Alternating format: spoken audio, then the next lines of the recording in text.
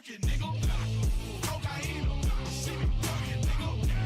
I back my Rari out the driveway. 500 pounds, 200 squares, Jordan got it. Puss ass nigga, you ain't never jug. I'm a real Pyro, ex Big Shug. I'm a real trapper, ex Big the Hill. For the thrill, I pop and mute you. That's the object, catch a kill. I'm Waka Flocka, nigga. Kill a family member, shout it El Chopper, nigga. Throw your sets in the L for my blockers, nigga. 2 shots to the thissa, nigga. I've been working, nigga. Cocaine, she be bugging, nigga. Back my Rari out the driveway. 500 pounds, 200 squares. Alright now. I've been working, nigga. Cocaine, she be bugging, nigga. I back my Rari out the driveway. 500 pounds, 200 squares, Jordan got it. A lot of rappers start trapping, it's like recess. Real jet, boy, I snatch the chain off your neck. Set the game for you niggas, that's a preset. L Street Dirt Gang, nigga, that's the G set. I'm like Meech, my nigga. Bring squad, live on loyalty. Fuck you, nigga. Like a block of names, still good in these streets. 5,000 shooters, nigga, you ain't hard to reach. When it come to killers, gotta fleet, my nigga. Pull a chopper out, hoes in your fleece, my nigga. I know you thinking to yourself, I'm a beast, my nigga. 100 shootouts, we ain't never faced defeat, my nigga. I've been working, nigga. Cocaine, she be bugging, nigga. Back my Rari out the driveway. 500 pounds, 200 squares. What's happening? What's happening?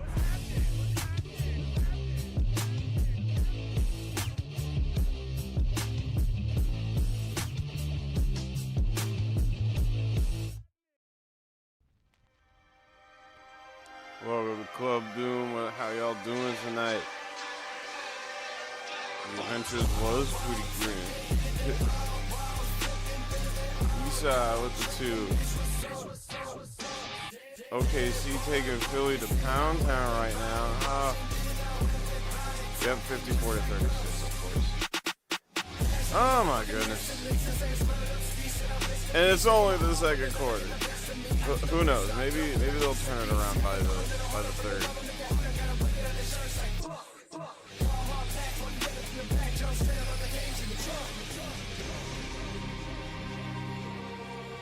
There's still hope. It's only the second quarter.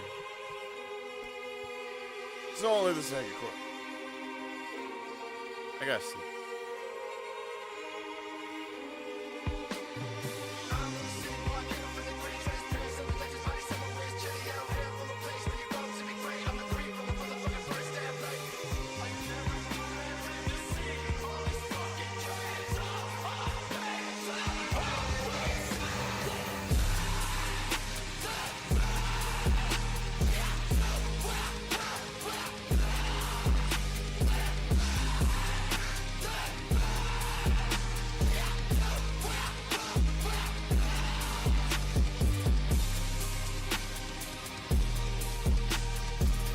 Yeah, I've already had it with vampires. I didn't even watch it yet. I didn't even watch it yet.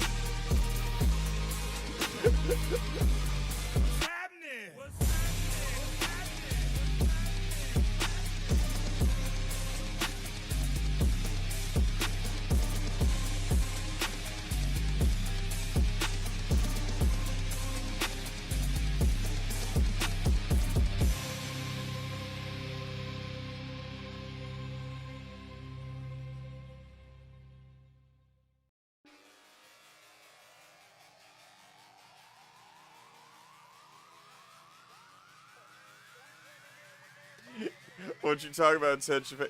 Even Dracula is heaven sent. Even Gorganis was heaven sent. Even Fentbird was heaven sent.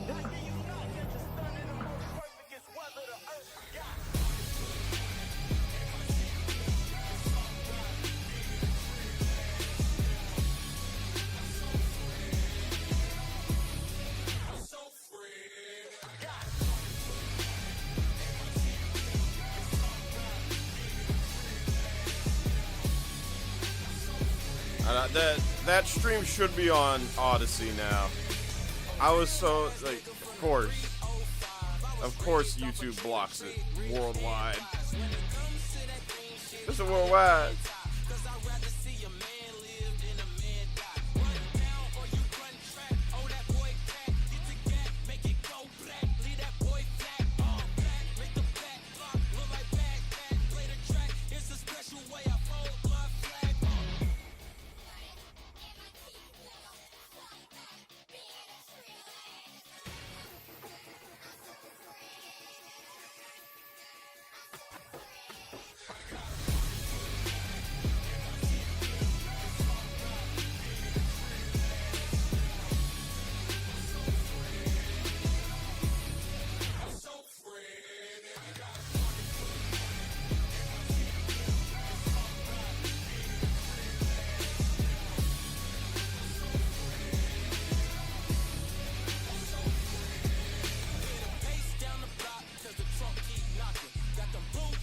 Yeah, Gorganus from space. He technically is heaven sent.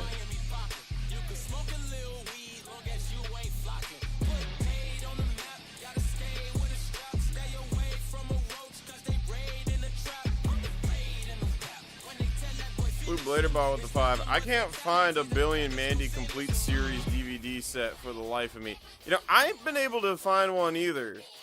I've been able to find complete series of like other shows, Rocco's Modern Life, Edda and Eddie, Courage, Jimmy Neutron. But I can't find Billy and Mandy for the life of me. That Cartoon Network exec must still be salty about it and not releasing it. You don't have to finish Vampires. Nah, I have to. I have made it my mission to eventually finish it. We 2 episodes left. We can't quit now. Club Doom ain't no quitter. You don't have to finish. Oh wait, you can cancel it like Empress Teresa or Final Fantasy House. Empress Teresa, I might finish at some point. Again, things just have to calm down in the region where, like, they just have to calm down in the region where a majority of the story takes place in the later half, know what I'm saying? And like, the thing is, I never finished the Final Fantasy House trilogy because the third story, the Hannibal Lecter fandom story, that one's not even entertaining. That was just sad. That one's just sad. That's just the original FF House bitch, Janet, whatever her name is, just like taking advantage of a vulnerable person, and like they're like, and like there's no funny to be had. There's no funny like there was in the Zack. The Zack, technically you could argue it's the same situation, but like the Zack shit had some funny moments. It had some funny moments. Like the green, like the ice bath green dye and like LARPing battles and shit. That shit was funny. No, when I was reading the third story from the Hannibal Lecter community, when she grifted off of the Hannibal community, it's like that. There ain't a single way I can twist this to make it funny. This was just upsetting.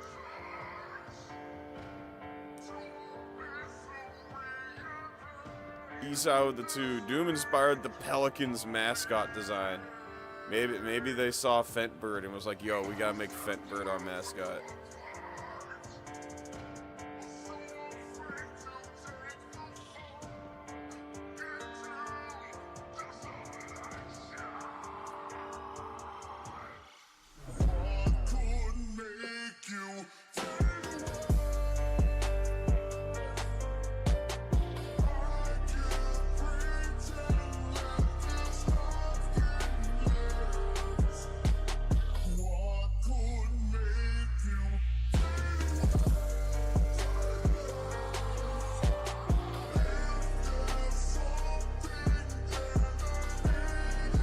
Well, I would assume like Billy as your roommate. I would assume you mean like Billy in college or something, or like in the workforce. So basically Harold. I don't think I would like Harold as a roommate. So by extension, I would probably not like Billy as a roommate either. Know what I'm saying? He'd probably be a terrible roommate. You kidding? Nah, that'd be hell.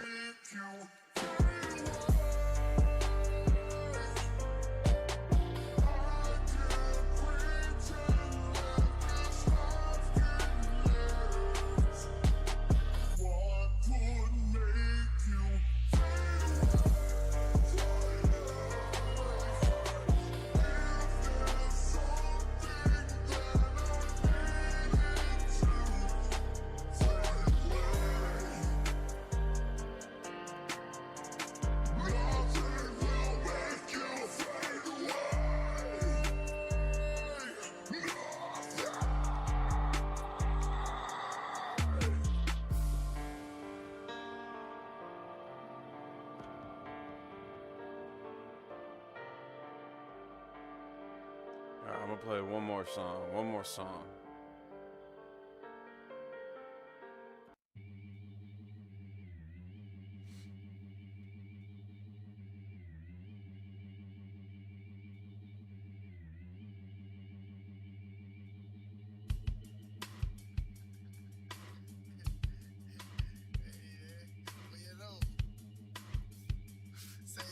Oh shit, they on YouTube? That guy. Kick ass. He's out with the two. Show us the Pelicans mascot. Boy. I mean, I'll look it up. I assumed it was a pelican. The fuck? What is it then?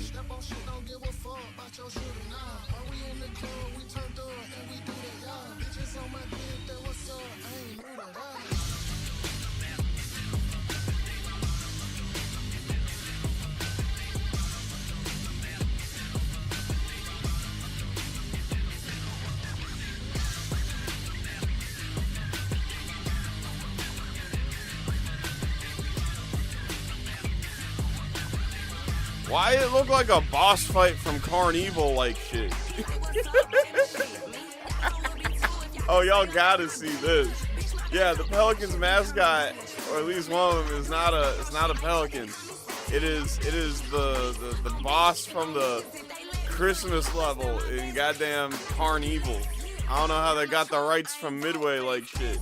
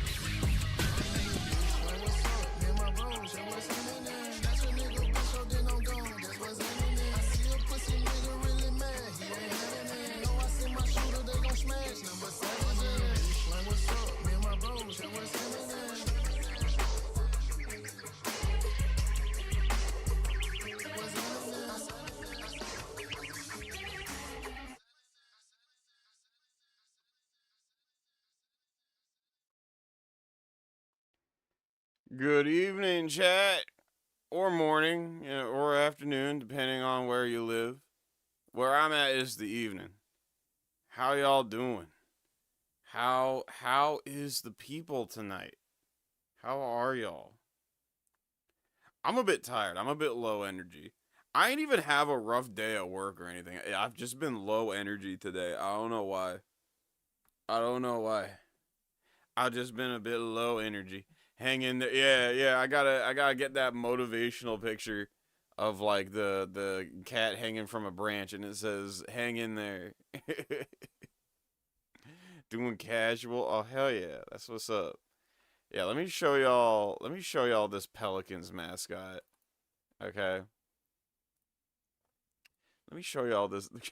What the fuck is this, dude? What is this? Who thought this was? Who thought this was appealing? Like, what?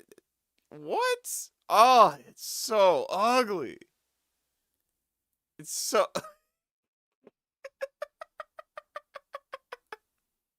I hate it. I hate it. Ugh. And yeah, it's the fucking... Hold up. Hold up. Hold up. Let me look something up. Oh, Tor's talking about Afro Man. That's kick-ass. Alright. Carn Evil. Walkthrough. Yeah. Yeah, let me cook real quick. Let me cook. The moon is full And trees are bare. Walk through the cemetery if you dare. where skeletons rot and corpses fester. Locate the tomb with the skull of a jester. Yeah, I know what I'm talking about. I know what I'm talking about.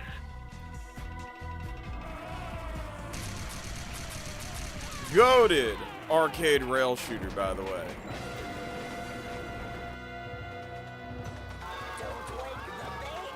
The baby, let's go. I'm gonna turn Junior into a convertible.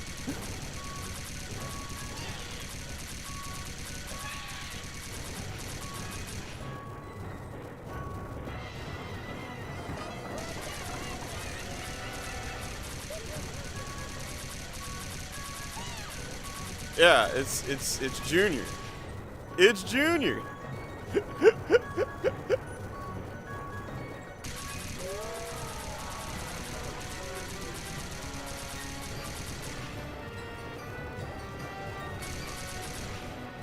Yep, get on the train. So anyway, I started blast. Bang, bang.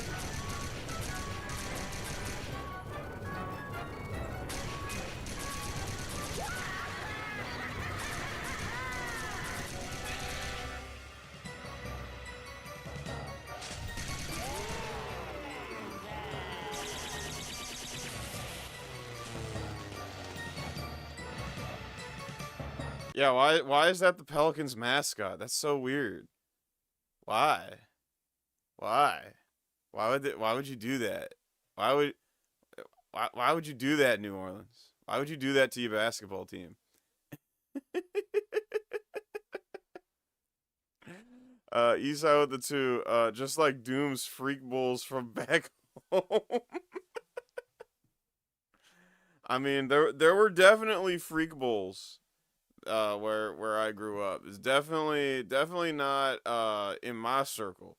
We ain't keep them in my circle, but there were definitely freak bulls. Know what I'm saying? Demos with the 5. If we ever do another Brazilian commercial, check out Nestle Milky Bar, 1996 by Propagandas Historicos.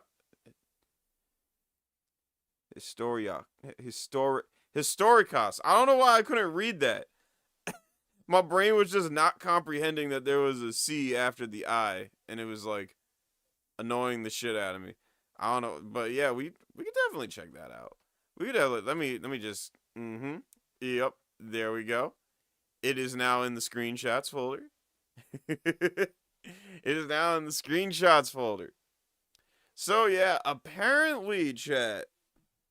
Apparently, from what I'm seeing in my algorithm, Grim Adventures of Billy and Mandy, goated Cartoon Network show. Absolutely hilarious, one of the best in my opinion. Right up there with Edda and Eddie like shit. It was so good. It was so funny. It was a very mean-spirited show. I will say that. It was definitely a mean-spirited, like, dark humor type of show. But, like, that was the point. You know, it was a show about... two kids whose best friend was the incarnation of death itself. On some Death Note-like shit, okay? Of course it's gonna be dark. Of course it's gonna be on the darker side. You know, a little more nihilistic with its themes like shit. Those adventures were grim, man. Them's was grim adventures that they had, Billy and Mandy, okay? Like, no shit. Like, oh, but okay. It's kind of coming together now. I was about to say, then don't greenlight the show, because Cartoon Network greenlit the show, but that's the thing. Grim Adventures of Billy and Mandy was not a show picked by the Cartoon Network executives. It was not greenlit by Cartoon Network execs. It was part of that competition they would have. We reacted to a pilot from that, Kitty Bobo, right? Kitty Bobo. We watched the pilot to Kitty Bobo, and that year it lost to Codename Kids Next Door, and Kids Next Door ended up becoming a show that year, while Kitty Bobo was just a pilot. Know what I'm saying? And yeah, Billy and Mandy was another winner of one of them competitions. People voted for it. The kids voted, and they wanted more Billy and Mandy. So that's what we got. We got more Billy and Mandy. Okay. So yeah, it would make sense that there'd be one salty executive who's like, it's too mean-spirited of a show. I don't like it. I don't know why the kids voted it in. I can see it now. I see it now. Liquid Snappy with the 5. Remember when Grim Adventures was a half of a show called Grim and Evil? Yeah, it was 2 segments. You would have an episode about Billy and Mandy and how they basically tortured their new friend, the Grim Reaper. And then you had Evil Con Carne.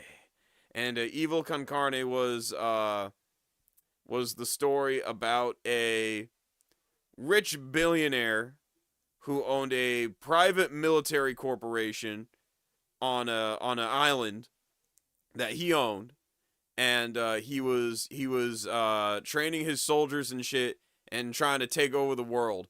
But one caveat, his once capable body got blown to hell in an assassination attempt, and they had to put his brain and stomach in like a dumbass circus bear for him to still be alive and function.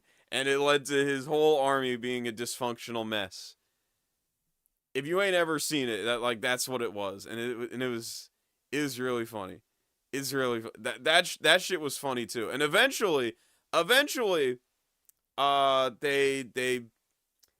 kind of scrapped the evil con carne part of the show and just focused on Billy and Mandy. They just made it the Grim Adventures of Billy and Mandy, but characters from Evil Con Carne would pop up. Scar would move next door to Billy and be like the neighbor that hates him like shit. And there'd be episodes where Con Carne would come back and try his usual world-dominating shenanigans and shit like that. Yeah, every now and then, like, cameos, all that. It was a fun time. It was a fun show. A bit on the mean-spirited side, but that was kind of the point. And it made it, like, I would say it made it Cartoon Network's answer to Ren and Stimpy. Am I alone in thinking that, or am I spitting facts? Cause Nickelodeon had Ren and Stimpy, and that was kind of like their big edge, mean-spirited cartoon, right? And I feel like Billy and Mandy was like a good counter to that. Eastside with the 2. Maxwell had his life ruined thanks to Dead Meat. Oh, Dead Meat. Yeah, he had like that comic he was working on. The bull who made Billy and Mandy, he went on to try to make some movie based on a comic he wrote called Dead Meat. It was like supposed to be a post-apocalyptic I think it was supposed to be a parody of A Boy and His Dog. Know what I'm saying? It was supposed to be like a boy and his dog parody, and it never went through or something. I'd have to look into that again, but I remember what you're talking about. Alex with the 2. Fred Fredburger the goat. Oh my god, Fred was bruh, the episode where they take him to eat frozen yogurt. There's a competition in the underworld or netherworld or whatever the fuck they call. I don't even remember. Just whatever they called hell. in the series. There was a competition to spend a day with the Grim Reaper. And the winner was like this fucking fat elephant demon named Fred Fredburger, and they take him to eat frozen yogurt. It's like, look, the green one is mint and the brown one is chocolate. Now pick your fucking yogurt already. You killed my yogurt. Good going, yogurt killer. Oh my god, I remember that shit had me in tears as a kid. It still has me in tears, low-key. Oh man. Loved Mine and Brain's song episode? Legendary? Oh hell yeah, dude. Oh wait, no. Love the Brain song episode. Oh, with Voltaire. I don't know. I saw the word brain and I immediately thought Black Brains. I immediately thought Black Brains, you know, the producer I made a couple mixtapes with. He's still making good shit. I've seen a lot of people be like, I miss Black Brains, what Black Brains up to? Oh, if only we could get Black Brains back. He's still around, he's just on Twitter, dropping dope music. He's just focusing on music. Because YouTube people be insufferable. They be YouTube motherfuckers be insufferable, and he ain't want to put up with it no more. So he went to Twitter and has been dropping goated music on there. Esau with the 2. Can we all see Dracula? That was a straight up pimp. Dracula was a parody of a blaxploitation film called Count Blackula, if I remember correctly. Like I think there is just like a straight up blaxploitation film called Count Blackula, and he was supposed to be a parody of that. Yeah, there, that 1972 film. Yep, this is it. Yeah, this is what Billy and Mandy's version of Dracula was based on. They just made him this guy. Fun little Billy and Mandy fact. And I've shown it multiple times. I'm sure y'all don't need to see it again for like the 3rd time. But they did make a Count Blackula cereal in Billy and Mandy. It's in the beauty pageant episode. The one still image of Grimm back when he looked like a total nerd. If you look closely on the kitchen counter, where where Nerd Grimm is standing, you'll see it.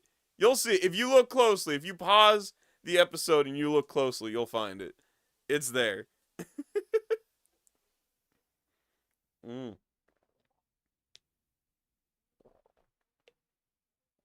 Gotta hydrate, chat. Gotta hydrate. Job with the 2. You watched Primal? If not, recommend highly. I still need to watch Primal. I actually have not yet to watch Primal. I've heard great things about it, but I do need to check it out. I have yet to actually sit down and watch Primal. You know what it is? I'm too salty about Samurai Jack's ending. That's what it was. Samurai Jack season 5 was so... It was so peak. It was so peak, but it felt rushed. And it made me a little salty low-key. And I was like, I'm not in the mood for whatever this Primal John is. I'm not in the mood for whatever that is after the Samurai Jack ending. It wasn't a bad ending. Not by any means. But, like, it felt rushed. It felt rushed for as hyped up as it was.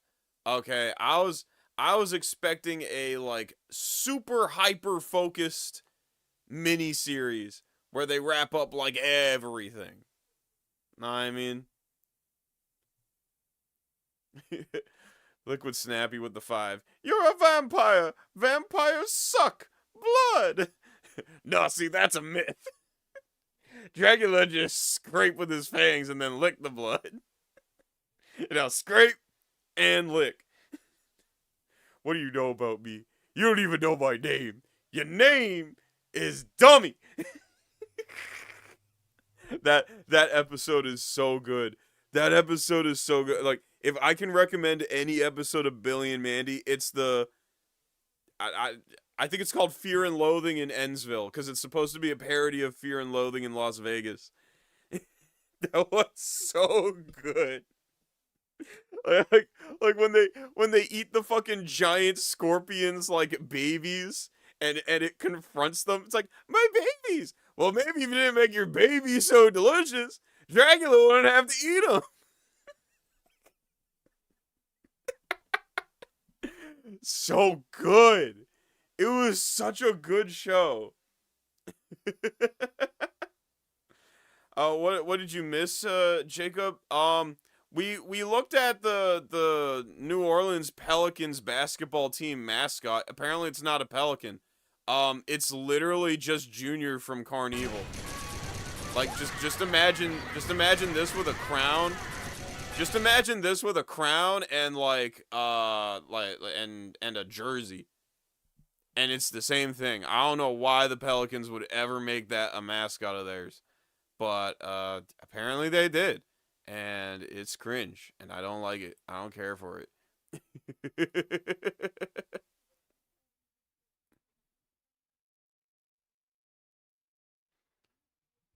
Show cut down because of Mr. Enter. Oh my god. You know what, chat, you know what's crazy? I remember hating Mr. Enter back in like 2015. I watched a couple of his SpongeBob videos, and I was like, yo, low-key, he's spitting facts about how lazy SpongeBob's writing has gotten. But damn, is this bull annoying. God damn, is this guy annoying. I can't stand to watch him. I'm like 3 videos in. Like, he was the first YouTuber I ever watched and was like, yo, low-key, I kind of fucking hate this guy. So like, come to my shock, I go through my whole lolcow YouTuber arc never really talking about him. I don't think I ever did a Enter stream, a Enter video, a Enter nothing. Nothing. Ever. I don't think I've ever even talked about him once. And that run just came and went. And I've still yet to ever even talk about Enter. I do remember the fucking, what was it? The Turning Red video. The Turning Red, what did he say? Turning Red wasn't accurate enough to the 2000s, to the early 2000s, because there, like, weren't enough 9/11 references? Is that what the fuck he said? I'm trying to remember what the fuck he said. I don't know who Mr. Enter is. Mr. Enter is a really annoying fucking, like, cartoon reviewer.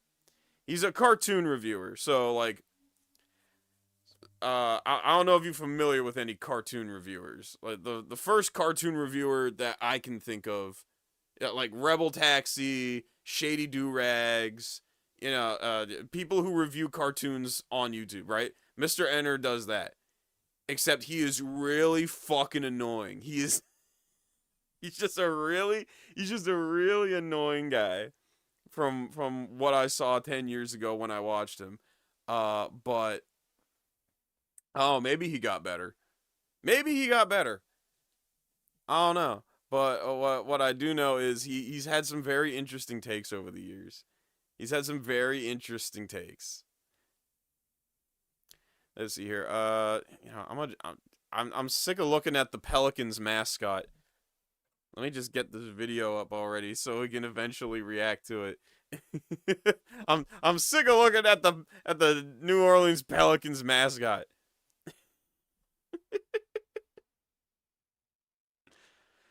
Triple B with the 5. The only Billy and Mandy clips I've seen was, you fools, you've messed with the natural order.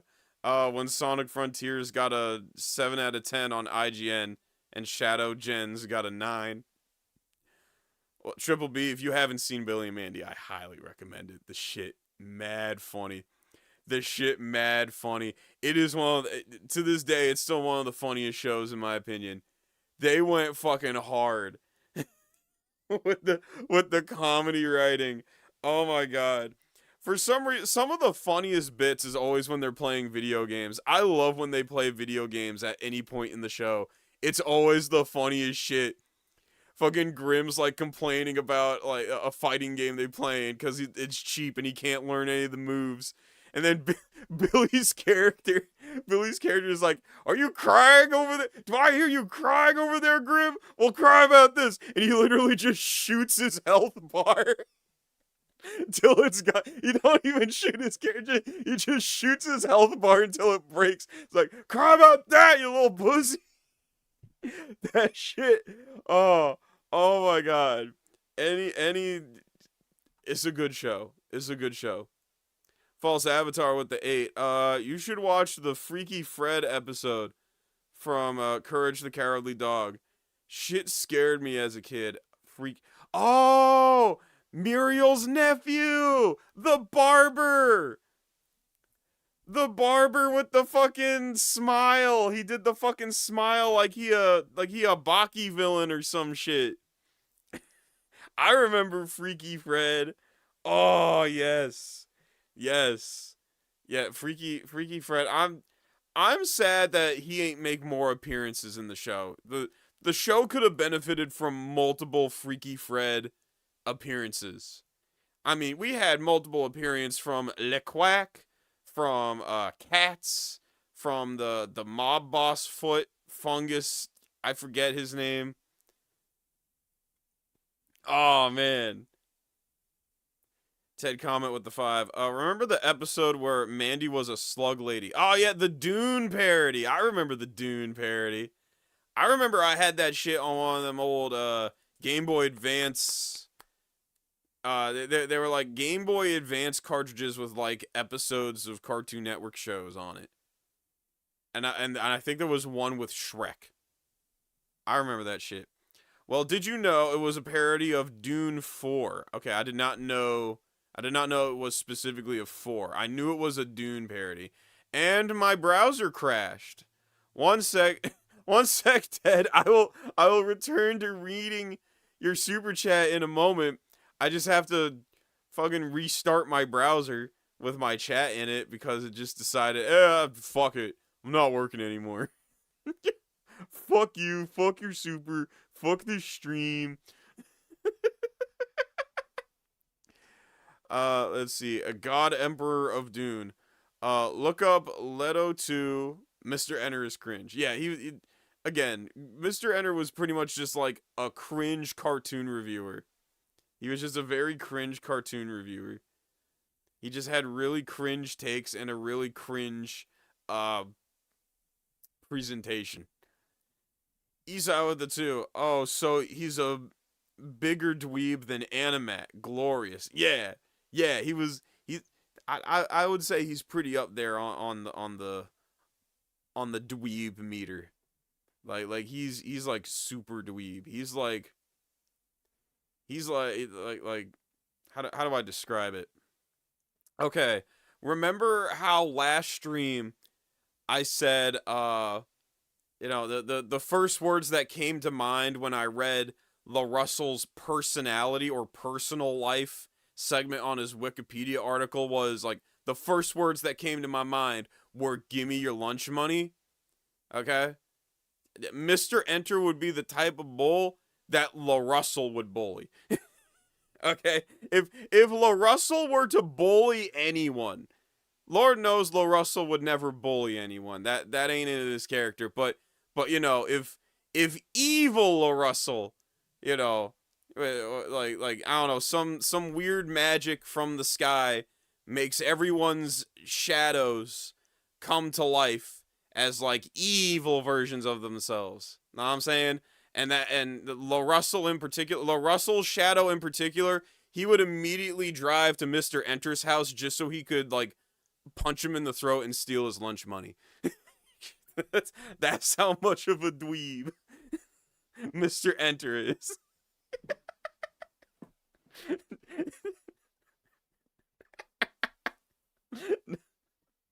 What are you talking about, Zasper? He's stealing Enter's lunch money. That's heaven sent.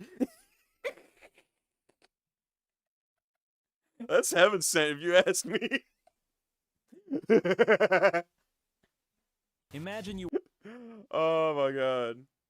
Triple B with the 2. Mr. Ender would get bullied by the bronies and weebs. I think he was bullied by bronies at one point. Cause like he is a brony. And I'm pretty sure he's had some takes that made other bronies bully him. I think that's an actual thing. Don't quote me on that. I might be wrong, but I could have sworn I heard something about that. Imagine you work at Cartoon Network and you're the creator of one of the channel's most successful shows. Oh my god. Now I can't get the image of evil LaRussell out of my mind.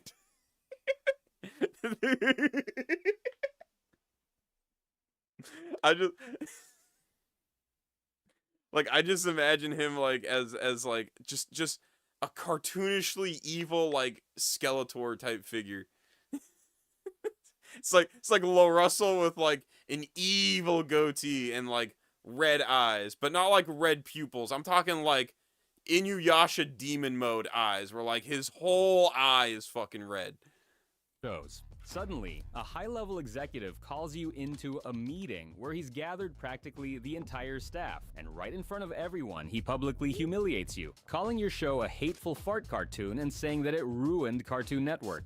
That's exactly what happened to Maxwell Adams, the creator of The Grim Adventures of Billy and Mandy. Hi, I'm Dr. Panda, the only panda who runs a lemonade stand in Ennsville, and in this video, we'll talk about The Grim Adventures of Billy and Mandy.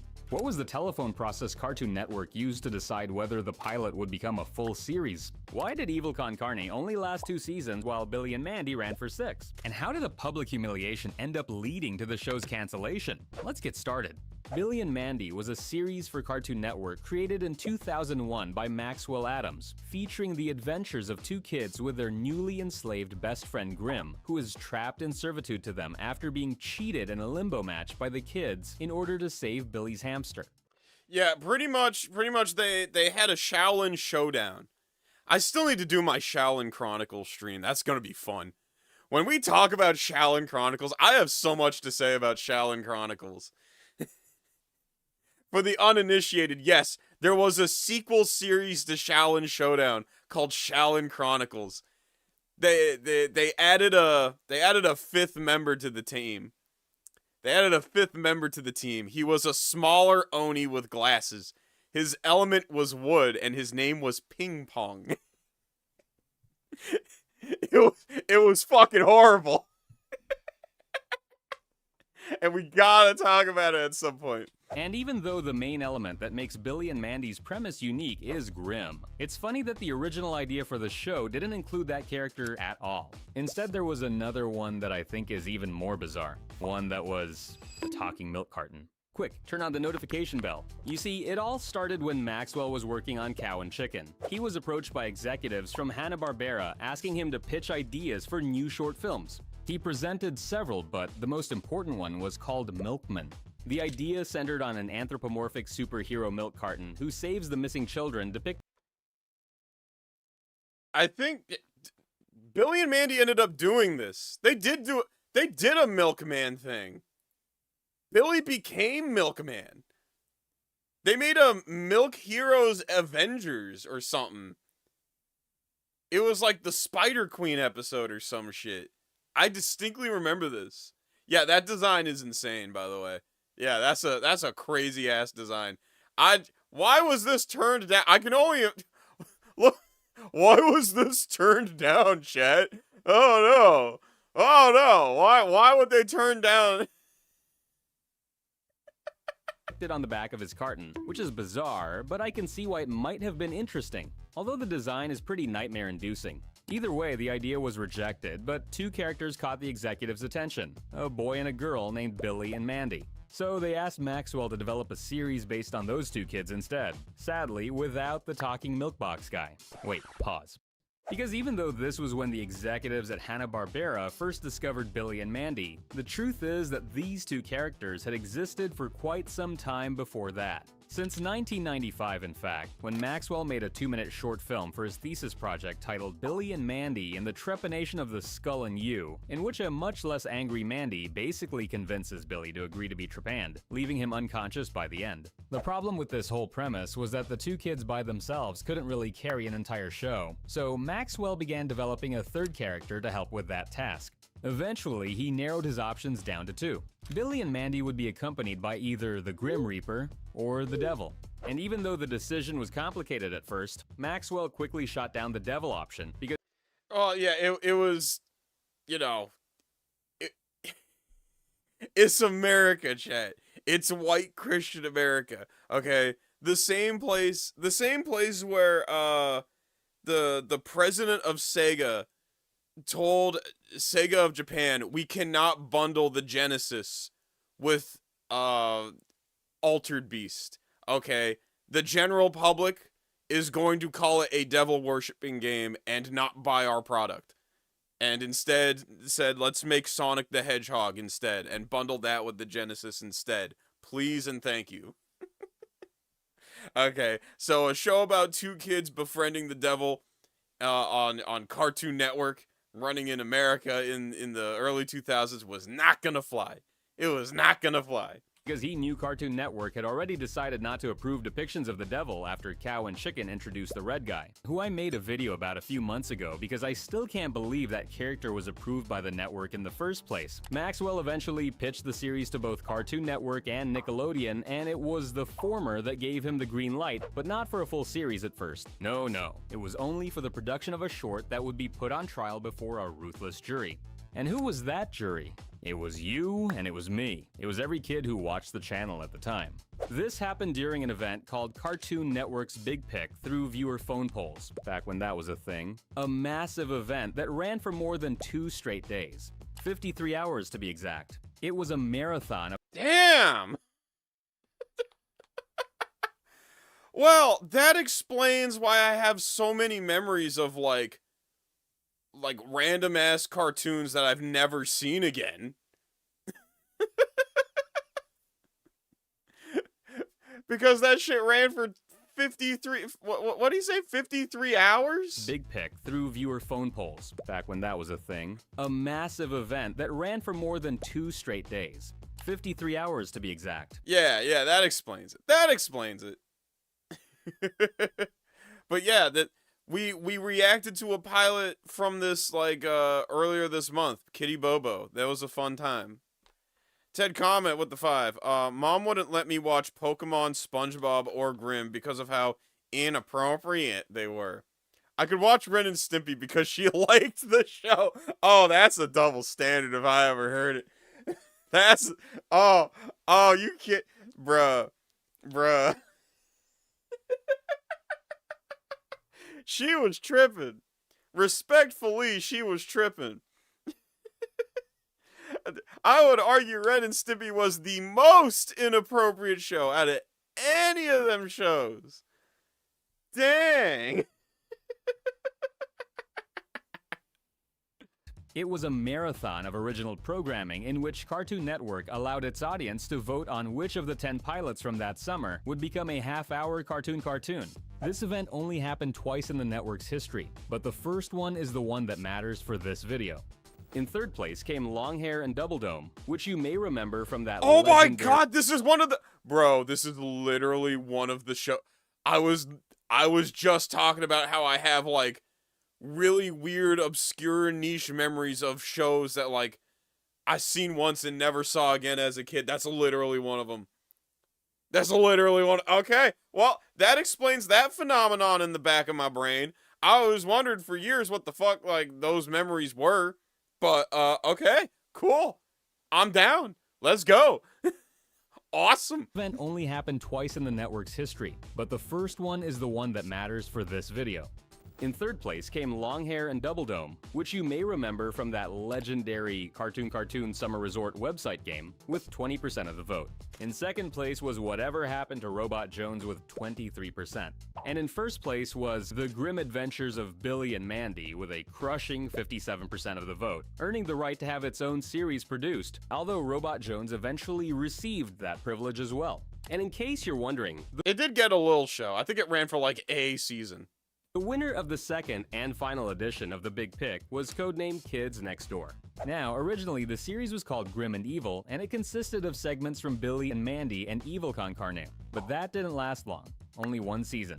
After that, Cartoon Network ordered that the two series be separated so that each would receive its own half-hour program. You see, the reason why Evil Con Carne couldn't make it past 2 seasons was that Cartoon Network told Maxwell that he had to choose one of the 2 series to continue, while the other would be canceled. My theory is that this had nothing to do with ratings, because if it had, they would have forced him to stick with the series that had the better ratings instead of giving him a choice. So I think it was more of a logistics issue. Perhaps they didn't have enough crew for both shows, or maybe they wanted to try developing another creator's show alongside Maxwell's. Either way, Maxwell chose Billy and Mandy and agreed with the network's decision because he felt that producing 2 independent series at the same time was simply too stressful. Oh, yeah. Yeah. For sure. For sure. I would imagine just making one is stressful. And while the Talking Brain certainly had its good moments, I honestly think Maxwell made the right choice by sticking with Billy and Mandy, which was clearly the stronger show of the 2.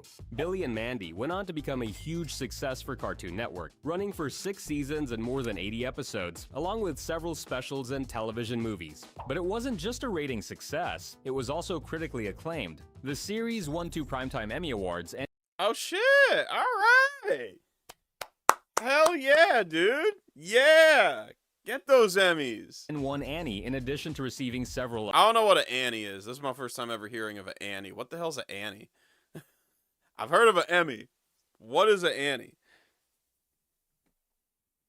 other nominations. In a very short time, it became one of the most iconic series in Cartoon Network's history. And that brings us to the antagonist of our story. A man who since 1996 had been a creative director at Cartoon Network, running the network's content development and overseeing its programming, which is the part that interests us today. He also happens to be the co-creator of Harvey Birdman Attorney at Law, so there's that. You see, Michael was promoted to Senior Vice President of Development and Programming at Cartoon Network in 2006, and he remained in that position until 2008, which perfectly matches Billy and Mandy's cancellation in November 2007. And this wasn't about ratings because the show was still a massive success at the time. Oh yeah, everyone watched Billy and Mandy. Everyone had that Billy and Mandy, like, party fighting game that they made on, like, GameCube and Xbox and shit. And as you know, I like using Nielsen ratings to prove it. They're usually pretty hard to find, but I managed to locate a couple of results that can shed some light. First, I found this report from December 2006. Oh, Annies are for animation. Okay. All right. Where we can see that despite having been on the air for over 5 years, Billy and Mandy was still among the network's top shows. What's particularly striking about this report is that Nickelodeon used to destroy Cartoon Network in the daytime ratings all the way until Billy and Mandy came on. At that point, the show managed to steal viewers from the Orange Network and balance the battle against Danny Phantom. But that's not all, because I also found the ratings for the Huh. That's interesting. You would think it'd be Edda and Eddie, but I guess Edda and Eddie probably had they brought the mainstays into Cartoon Network. Edda and Eddie's goated. I don't think anything will ever top Edda and Eddie. Premiere of Billy and Mandy's Big Boogie Adventure in March 2007, which was the same year the series was canceled, and they're pretty impressive.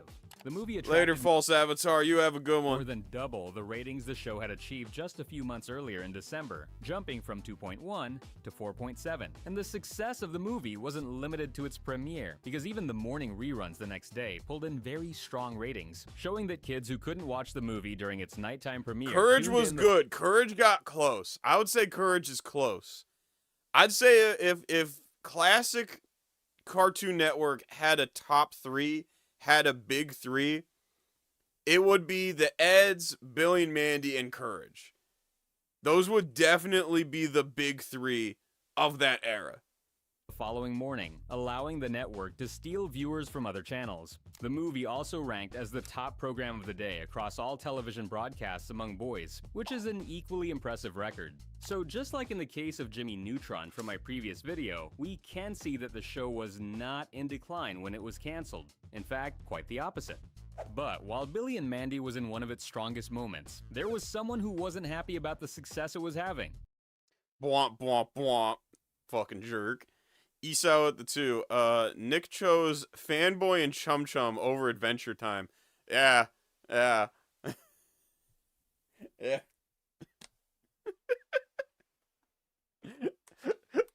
Oh man, that's rough. That's I don't know what to make of that. I don't know what to make. Yeah. Oof. Oof. Yikes. Dang. Tough break. The previously mentioned Michael. This was revealed by Maxwell himself on his Tumblr account in 2021, when someone asked him whether he had ideas for potential shows for Adult Swim, which is owned by Cartoon Network. Maxwell replied that while he did have ideas he believed could be a huge success on that block, he saw it as practically impossible because the president of Adult Swim at the time was none other than Michael Oweleen. At first, he didn't give many details, only saying that the president of Adult Swim had given him a public dressing down, calling his show a hateful fart cartoon and accusing him of ruining Cartoon Network's brand before ultimately firing him. Naturally, this caused quite a stir, so Maxwell later came out with more details about that unfortunate event in a second longer post. There, Maxwell clarified that he didn't take the firing personally because in 2009, the network ended up firing pretty much everyone. Oh yeah, that's when I remember 2009. That's when Cartoon Network tried to do this weird live action TV, not even block. They literally like took all the fucking cartoons off of Cartoon Network and replaced it with like live action like game shows and like other shit. It was and like game shows, I think reality TV shows, literally anything but cartoons. And it's like the channel's called Cartoon Network. Fuck you mean you finna make a channel called Cartoon Network and there ain't no cartoons on it? He says from his Club Doom YouTube channel with maybe one video about Doom on it in the entire fucking video list. Yes, the irony is not lost on me. But the public dressing down, that was a different story. He even went further, explaining that Michael had gathered the entire Cartoon Network staff in a meeting just to tear apart his project. A project, mind you, where many people at the company had been working on for more than 7 years. Maxwell also said something in that post that makes perfect sense to me. If Oweleen didn't like the show, he could have asked for changes or simply decided to cancel it in a civilized way. But apparently he chose to do things in the most unpleasant way possible. Oh no, this was apparently just the vibe at Cartoon Network back in the late 2000s, early 2010s. Cause ain't like Sam Hyde got beef with like Tim and Eric over some similar shit that happened on Adult Swim? Ain't that a thing? Like Sam Hyde and Tim and Eric got beef because like they allegedly got Tim and Eric allegedly got his show canceled on Adult Swim, something like that. I've heard about it. I never looked too deep into it, but I heard something about that. And that's pretty unfortunate. As I mentioned, that post was made in 2021. Well, things have probably gotten even worse since then because Michael is no longer just the president of Adult Swim. Since 2022, he has been the president of Cartoon Network Studios and Cartoon Network as a whole, so the guy has gotten even more powerful ever since. And where's Cartoon Network now? Where is that network? Oh yeah, there's barely any new shows, and all the shows that were around were like axed off of HBO Max for like years until they finally made it to Tubi just recently. Yeah, I don't like this guy. Judging from like yeah, Teen Titans Go Network, yeah, you know what? Where Cartoon Network is at now, if he's the guy in charge of most, if not all, the network, and I don't like where Cartoon Network has gone in the past 10 years, yeah, I think it's just safe to say I just don't fucking like this guy. He's a dickhead. What's interesting is that when Billy and Mandy ended, Maxwell was able to develop a 1-hour special spin-off for a potential new series based on supporting characters from the show like Hoss Delgado and Jeff the Spider. Though I guess it was destined to never really become an actual series for reasons that I'll explain in a sec. The special was titled Under Fist Halloween Bash, and it followed the characters as they tried to stop an invasion of chocolate monsters. But even during the production of that special, it was already clear that Cartoon Network didn't want Maxwell to stay at the company. You see, unlike what had happened during the production of Billy and Mandy, this time the network refused to provide Maxwell with an in-house crew for the special, so the entire project had to be completed through freelancers and Maxwell himself. In the Tumblr post I mentioned earlier, Maxwell said that Cartoon Network fired pretty much everyone around that time. This included true legends like Craig McCracken, creator of the Powerpuff Girls and Foster's Home for Imaginary Friends, Mr. Warburton, creator of Kids Next Door, and Maxwell himself. And do you know why? Do you have any idea why? For the same reason, Under Fist was never allowed to become a full series. Because the higher-ups at Cartoon Network at the time, including Michael Aweline and the network's president Stuart Snyder, decided to focus on live action. Live action, on a channel literally called Cartoon Network. I've said it multiple times and I will say it again. Corporate in any company, corporate only ever exists to fuck everything up and nothing else. I don't understand why corporate even exists in companies. Well, it's to maximize profits, but I don't even get how the fuck that even happens when their only purpose ever is to fuck shit up. All they ever do is fuck up the process. All they ever do is make shit worse for the people trying to make the fucking product. What the fuck do these people even do? At every company I've ever worked in, at every fucking company I've ever, like, any of my friends or family have ever worked in, or randos, it's always the same story. There's a company that provides a service and or product that is of a high quality, and then corporate's just like, you know what? You know how we've been doing that for, like, the whole time this company has existed, and, like, it's been working for us? Yeah, let's just not fucking do that anymore. It happens every time. They got a company that provides a product or service that's doing great. Some big corporation buys it out. And then corporate just decides, hey, how about we just fuck the whole thing? How about we just make it significantly fucking worse for, like, the customers, the people making the shit, like, literally fucking everyone. What do they do? It's literally just like a parasite, a virus. It's like a fucking zombification virus or some shit. It's crazy. I don't understand. Esau at the 2. That ain't him. It's Zalsav, who came from Discovery. Oh, that's right. That's the guy who bought HBO Max and then, like, decided to cut literally everything for tax breaks or some shit like that. Yeah, okay. I remember the Discovery Channel bull. Needless to say, it was a massive failure. Still, Billy and Mandy's legacy was so significant that it even got its own fighting video game, featuring 8 stages, a pretty flawed story mode, and 15 playable characters, plus 5 mysterious bonus ones. And since I have a secondary channel revisiting obscure childhood video games, I made a video about it, and you can check it out right here. Oh shit! Well, fuck, chat. Do you want to watch that too? Cause, like, I'm down. I'm down for some more Billy, because, like, I only ever played this once at a friend's house. I'm down. Fuck it. Let's go. If you watched my video about how a video game killed Mucha Lucha on my main channel, you might... A video game killed Mucha Lucha? That's crazy. That's crazy. remember that one of my childhood dreams I never got to fulfill was playing the Billy and Mandy fighting game. Well, after all these years, I finally did, and I have a lot to say I'm down to about it play that game on stream. I gotta check it out. Extremely imperfect, but it's also packed with references and genuine love for the series. Hi, I'm Dr. Pan.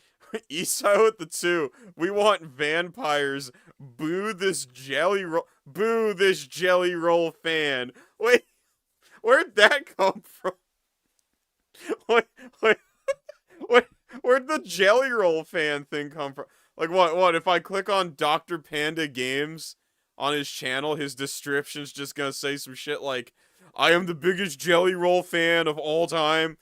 All hail jelly roll. Matter of fact, I will soon be deleting all my video game videos solely so I can make videos glazing jelly roll. Like, is that it? Like, where did the jelly roll lore come in? Just goes to show, chat. Snakes ain't always in the ground. And pandas ain't always in the water. God, I hate that. Snakes ain't always in the ground. Sharks ain't always in the water. Why, Wheezy? Why did you have to feature Jelly Roll on, like, anything ever? Why? Panda, the only panda who has ever been home to an evil crime lord, and in this video, we're talking about the forgotten panda who has ever been home to an evil crime. Okay, chat. Dare I make an emoji of this, but it's Jelly Roll in the brain helmet. It's Dr. Panda. And instead of being host to Con Carne, he be host to Jelly Roll. We might have to do it. We might have to do it.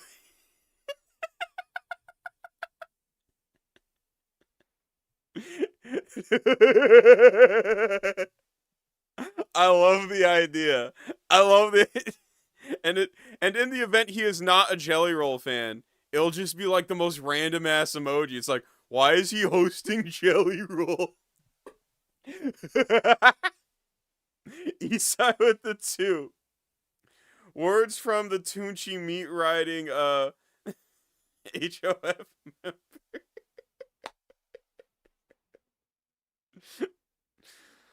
Look, man, all I'm saying is the Carter 6 got some skips, but it's not as bad as people were saying. There were some listenable tracks on there that I got on my gym playlist. That's all I'm saying. That's not glazing. That is, I am still recognizing that the album is flawed. Okay. Crime Lord. Okay. And in this video, we're talking about the forgotten Billy and Mandy game. A game that includes 15 playable characters, or maybe more on that later, 8 stages, and an actual story mode with cutscenes and everything. Though you'll see why I think it was very disappointing. Let's get started. Billy and Mandy was a 2006 video game developed by Midway as part of a deal with Cartoon Network to Oh, yeah! Midway! Bruh, I miss Midway. I miss Midway and classic Namco. You know, and classic Sega. Goddamn, like top 5. All right, real quick. Top 5 like video game developer, publisher, whatever the fucks. Alright, just video game companies in general. Alright, in no particular order. I like id, I like Sega, I like Namco, and I love Midway. I love Midway. And then what's the 5th one? Can't think of a 5th one off the dome. Oh, Valve. There we go. Yeah, that's a good one. Valve. Yeah, id, Valve, Sega, Namco, Midway. Perfect. produce games based on 3 of their series, the other 2 being Ed, Ed, and Eddie, which had come out a year earlier, and Dexter's Laboratory, which ended up being canceled during development. What's the worst? Like, the worst out of my top 5, or like, what video game company would I say is like, ew, no, I can't stand them, they all suck, like, everything they ever made sucked, and, like, I never want to even look in the same direction as their games ever. Like, which one? Let's see. Triple B with the 2. What do you mean? Sega's still around. They made Crossworlds. I mean, Sega's kind of in the same boat as like classic Sony for me, where it's like, yeah, they make shit, but they don't make any shit I care about. Know what I'm saying? Like, when we gonna get another fucking Altered Beast? When we gonna get another Streets of Rage? I mean, we did have Streets of Rage 4 not too long ago. That was good. I enjoyed that. But, like, I want more of that. I want more Shinobi. They're teasing Virtua Fighter 6, and I'm looking forward to Virtua Fighter 6. But, like, that's the thing. It's too spread out. It's too far and few between. Know what I mean? Puyo Puyo Tetris was lit. I did like Puyo Puyo Tetris. Yeah, and like another Jet Set Radio, right? Oh, they're making another Shinobi? Alright, I guess I just gotta wait. I guess I'm just being impatient with Sega. Apparently they got some of these projects in works. Alright, I'm down. Hell yeah. But yeah, as far as like worst companies for me, like, immediately, gotta say, Idea Factory. I do not care for them. I think all their games are fucking stupid weeb, gooner, PDF bait garbage. Every single one. I hate Idea Factory. Hate the shit out of them. I cannot stand that company or any of the fucking games they make. That shit is like the worst slop Japan has ever produced ever. Ever. Oh my god. I can't, like, the worst part is I've never even played any of their games. I just know every and any person I have ever met who plays their games religiously has been an insufferable dickhead. That's and I just gotta look at it. I just gotta look at gameplay of the games, and I'm just like, ugh, ew, ugh, yuck, yikes, yuck city, nasty. All right, who else? What other? Okay, the hot take, but I am not a big fan of Nintendo. I am not a big Nintendo fan. I'll give them their flowers. You know, the Super Nintendo was pretty tough. The Super Nintendo was pretty good. You know, the GameCube had bangers. The Wii was innovative for the time. But like, you know, I don't like how they treat game preservation and like fan projects. And I don't care for all the fucking gimmicks. I don't care for how every fucking controller since the N64 has been like a carpal tunnel machine for me. Okay, I hate the N64 controller. I hate the Switch Joy-Cons. I hate them shits. It all sucks. None of it ever is ergonomic for my hands, and it always hurts to play those stupid the fucking DS. It all hurts. It always hurts my hands to play it. I hate it. EA's another one. EA's another shit company that makes shit games that I don't care for. Which is a shame because they used to make bangers. So that's 3.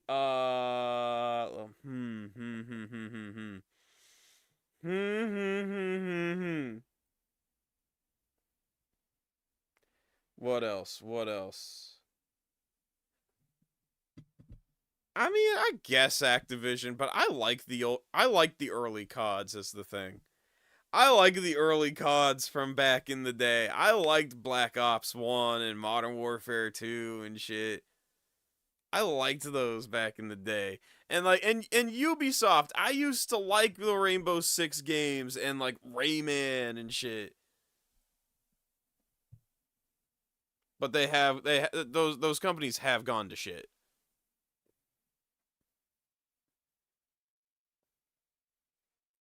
What has Phoenix Games made? I guess I'm not familiar enough with Phoenix Games. What have they made?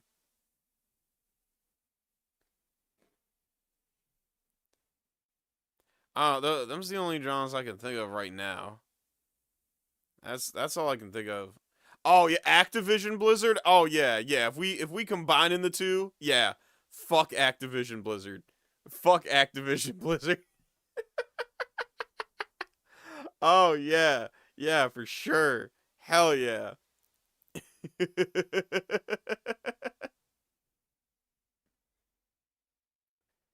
And then, so I think we up to 4. We up to 4. We need a 5th.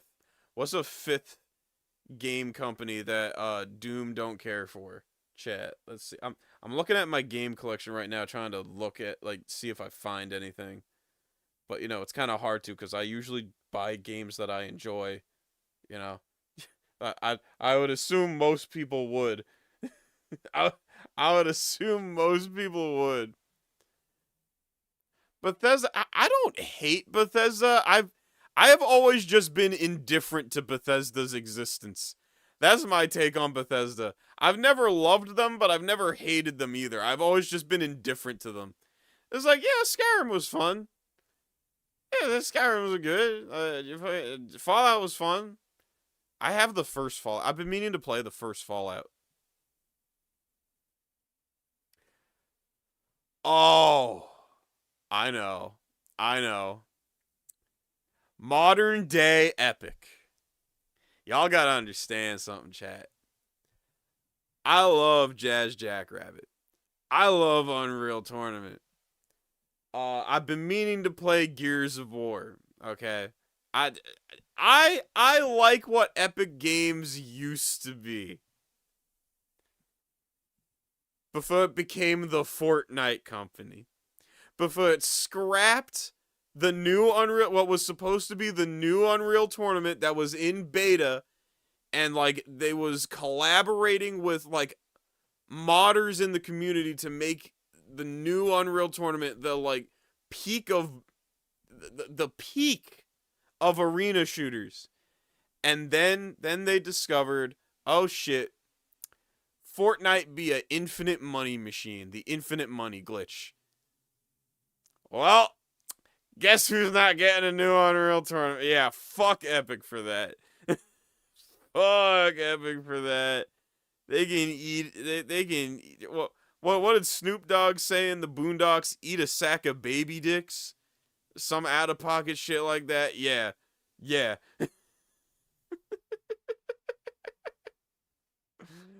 Eastside with the 2.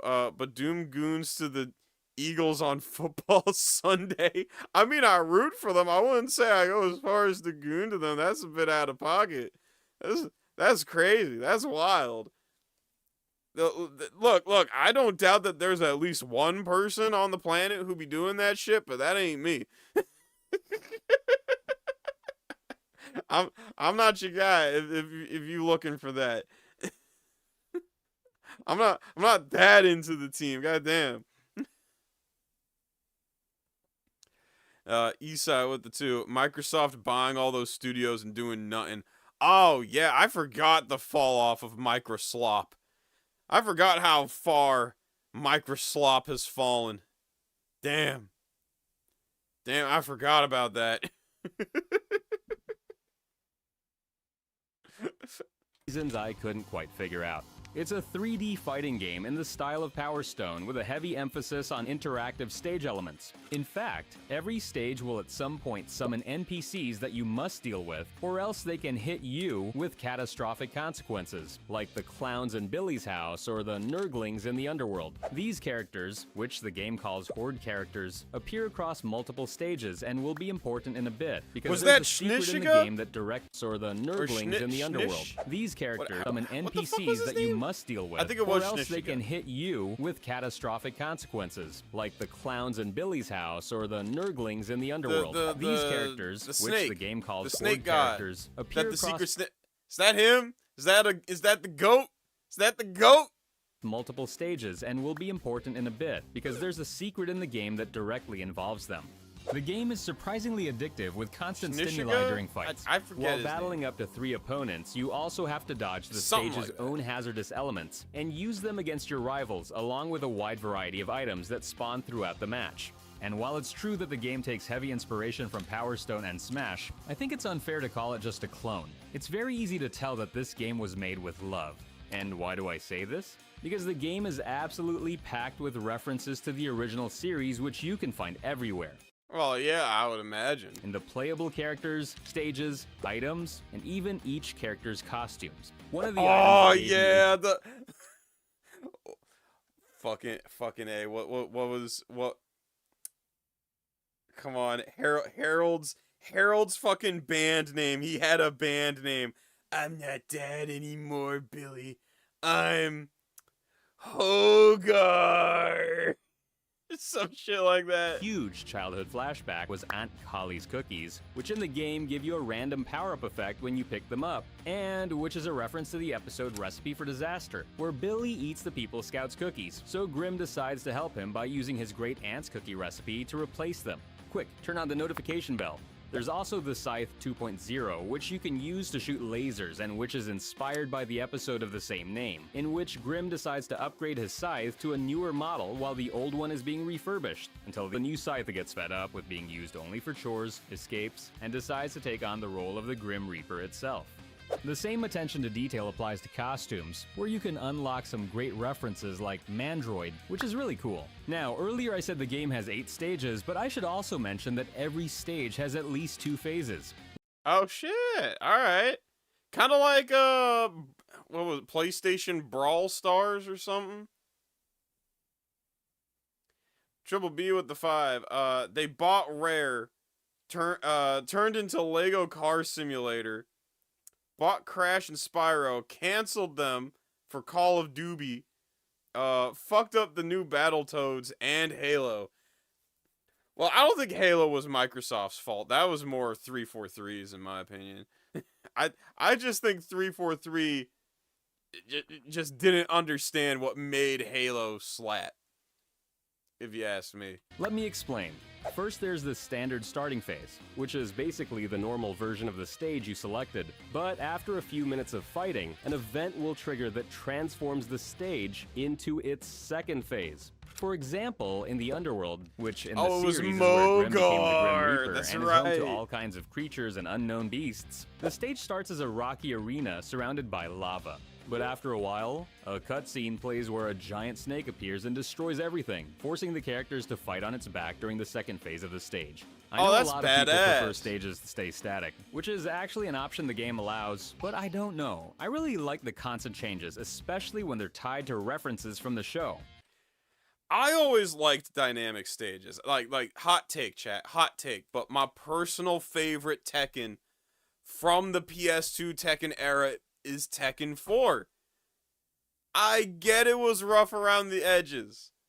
I get the arena stage was a broken shit heap that you could infinite people on. I get it.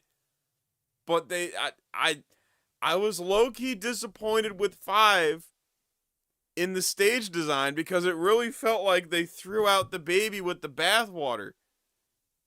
Okay?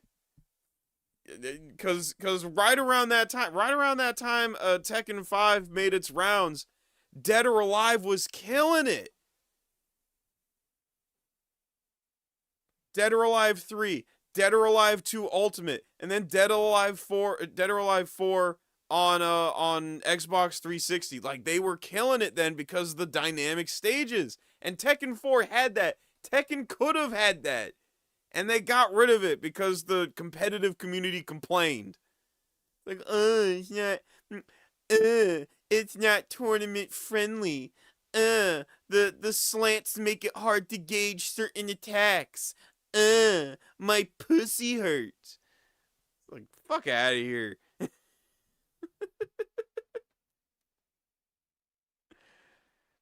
Isai with the 2. Alright, explain how Microsoft handled Conquer. They bought Rare.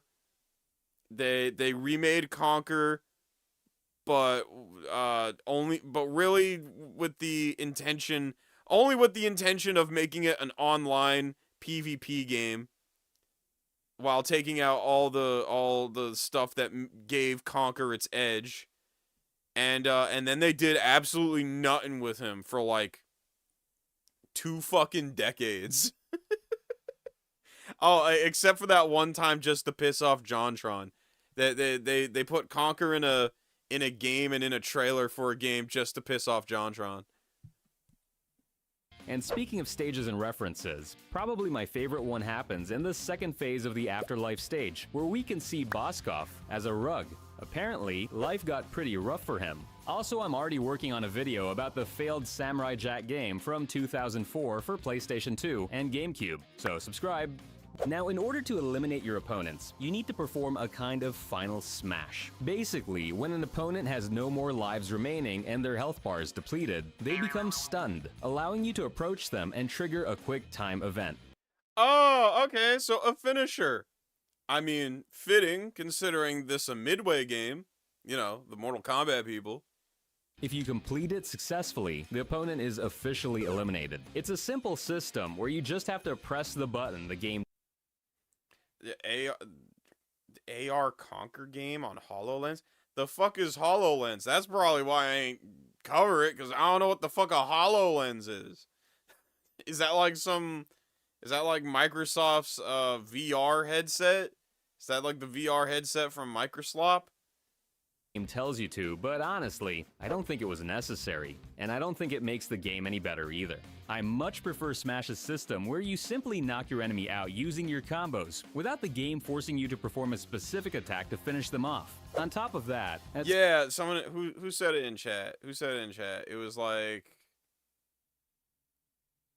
yeah, that guy. That guy. It's like PlayStation Battle Royale. At some point, I stumbled upon a serious problem with this quick time event that I still don't understand how it happened, and I'll tell you about it in a second when we talk about the story mode. Okay, if I have one major critique for this Dr. Panda guy, I can't count how many times he told me he was gonna get into like a certain topic in a second, and then immediately talk about it. Like, don't tell me you finna talk about it in a second, then talk about it. Just talk about it. I don't need to know how you about to talk about it in a sec. Okay? You've done it. You just talk about it. Just talk about it. Just get into it. Unless it's like, okay, unless you mention it here and like it takes all the way to like here for you to get to it, yeah, you can say I will talk about it later in the video.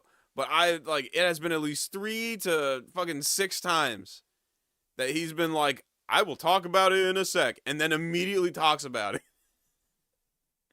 and it's petting my peeves, okay? It's rustling my jimmies low key. And really it's like he's not bad at this video essay stuff. Like, these are good videos. That's just like my one critique. It is annoying the ever-loving shit out of me. That's like my one critique. It's like, just talk about it, please. Please. Eastside with the 2. Find Young Conquer. It's even worse. Oh no. What's Young Conquer? I'm scared. What the fuck is Young Conquer? Because yes, the game has 3 game modes: Versus, Mission, and Story. Versus mode is the standard mode where you can play custom matches against the CPU or other human players. This mode offers a good variety of fight modes, ranging from capture the flag to hitting more dummies than your rivals to collecting coins. It even has a basketball-style mode using a Cyclops eye, so you can tell they made an effort to add more depth to the game. Capture the flag was particularly fun for me, but if you want to unlock things, you'll need to leave Versus mode and move on to one of the other 2 modes. In Mission mode, you basically complete missions within a tier, and once you complete enough of them, the next tier unlocks, giving you access to even more missions. And for me, this mode has one very bad thing and one very good thing. On the negative side, most missions boil down to simply defeating all enemies without much depth. They set up certain scenarios and pseudo-stories, but everything ultimately comes down to punching everyone until you win. There's very little emphasis on the supposed story or context of each mission, and there are no cutscenes here like there are in story mode. Even so, this mode gives you a real sense of progression because you're constantly unlocking new things, from concept art to game modes, which definitely makes you want to keep playing. Plus, there are a few missions that add some variety by using the other battle modes. While most missions are about defeating all your rivals, some of them require you to beat your opponent in basketball, for example. The last mode, and the game's main one, is Story Mode. And this is a good moment to point out how good the game's animations look. I don't know, they feel very fluid and surprisingly natural. That said, I have to say the Story Mode was pretty disappointing for me. Okay, so the plot itself is simple and silly, exactly what you'd expect from a Billy and Mandy game. Grim learns that someone broke into his trunk and released his mojo balls, which are orbs of dark magic that infect anyone who touches them with supernatural rage, causing everyone in Ennsville to start fighting each other. Grim and the kids travel through several locations from the series to recover the mojo balls and look for clues about who's responsible, getting into fights along the way, because this is a fighting game and of course has to have fights. Yep. Gotta love arbitrary fighting game story mode fights. Gotta love that shit. My absolute favorite be like the newer Mortal Kombats. It's like, Jax, what did you do with the milk in the fridge? I fucking drank it. What do you think, dipshit? Oh, that's it. Now we have to decide who will go to the store and buy milk. Alright, how about we spar a bit? Immediately shatters pelvis. Well, guess you and your broken pelvis are walking to the grocery store. I love that shit. That will never not be funny to me. After several battles, the group returns to Billy's house, where they encounter the creepy brain-eating meteor from that one episode where Billy feeds him brains. Yeah, the Voltaire episode! I wonder what Voltaire's doing. Final boss. After defeating it, we find out that the real culprit was Billy himself, who opened Grim's trunk hoping to free Mo and Joe. The story ends with Mandy breaking the fourth wall and expressing hope that the game includes a mode where they can all beat him up. I don't know about the rest of you, but I hope this thing's got a mode where we can just beat on Billy. And my main issue with this mode is tied to the unlockable characters. So let's talk about those. There's no sugarcoating it. The character selection is pretty small. The game only has a total of 15 characters, which is basically the same number of just starters that Smash Melee had when it came out 5 years earlier. Yeah, small roster, especially back then. Like this was the time of big ass rosters. This time, I think that's also part of why Tekken 4 low-key flopped, even though it's my favorite. It did not have a big roster. And this was the era of big rosters. Okay, Marvel vs. Capcom 2 was out at this point. Alright, what, King of Fighters 2002 had a big ass roster at this point. And what was this, 06? Yeah. 15 characters was not gonna cut it. And if we're gonna talk about starters, when you boot up the game for the first time, you'll realize you only have 4 characters available: Billy, Mandy, Grim, and Irwin. And yeah, honestly, that's a pretty weak starting lineup, though at least it gives you some motivation to keep playing and unlock the rest of the roster. These characters and their alternate costumes are unlocked by completing missions or finishing story mode with specific characters. The unlockable characters are Boogie, Dracula, Hoss, Jack, Scar, Eris, Fredburger, Lord Payne, Billy's dad is Mogar, Nergal, and Nergal Jr. Fortunately, I mean, that's a pretty solid cast. There were some certified goats in there, like Fredburger and Mogar. The unlockable characters are Boogie, Dracula, Hoss, Jack, Dracula, Scar, Eris, Fredburger, Lord Payne, Eris, Billy's dad Lord is Mogar, Payne. Nergal, I remember and Lord Nergal Payne. Jr. Fortunately, just completing story mode one time unlocks 4 of these characters at once, and from that, Yo, I need to play the Budokai games, chat, low-key. I've only ever touched Budokai 1 like twice in my life. I need to actually sit down and play the Budokai games and the Tenkaichi games. Cause like I've heard of them. I've heard people have fond memories of them, but I personally have never really played them. The only, like, I don't know, I just never got into Dragon Ball Z games like that. that point on, the game at least starts to feel a bit more playable in terms of roster variety. But actually, I lied. There aren't 15 characters in total. There are 20. The thing is, there are 5 additional characters that can be unlocked secretly, whose silhouettes don't even appear as locked slots in the character select screen. And this is where my biggest issue comes in. These 5 ultra-mysterious characters aren't nearly as interesting as you'd expect, especially considering how hard they are to unlock compared to the rest of the cast. Yeah, like, who They're are more like they? a nice, unexpected surprise than something that genuinely motivates you to sit down and grind the game just to unlock them. In fact, they're just horde characters. Basically, the equivalent of unlocking a Goomba in Smash. Although, you know what? On second thought, I'd totally be into being able to control a Goomba in Smash. Anyway, these 5 secret characters are Nurgling, unlocked by completing story mode with every character. Chicken, Okay. which requires completing story mode with Chicken. every character and playing for 10 hours. Viking, unlocked by completing story mode with every character and destroying Oh most yeah, of these the are very these are the worst unlockable characters ever. letters in the credits. Clown, which you unlock by fighting 100 times in versus mode. And Pumpkin, unlocked by completing story mode with every character and dealing 100,000 damage points in versus mode. And although some may argue that unlocking these characters might give you a bit of motivation to keep playing after you've already completed a significant portion of the game, the truth is that they are incredibly underwhelming. Yeah, no, they are. They are. Like if they were gonna add like 5 super secret characters, it needed to be like certified goats. Okay, it needed to be like Santa played by Gilbert Gottfried, Schnishiga, the Spider Queen, shit like that. It needs to be shit like that. Not whatever not like clown, Viking. It's like nobody gives a shit. Bruh, milkshakes. Bruh, imagine being able to play as Milkshake. Remember Milkshake, Billy's cat? Milkshake would have been a great character for this. You kidding? And it gets worse once you realize they have a very limited playable moveset compared to the other characters and aren't even usable in certain game modes. Now, as you may have noticed, all of them except for Clown require you to complete story mode with every character in order to unlock them. The problem is that the game doesn't offer a different story for each character. Instead, you're forced to watch the exact same cutscenes with Billy, Mandy, and Grimm at least once per character if you want to unlock this ultra-secret bunch.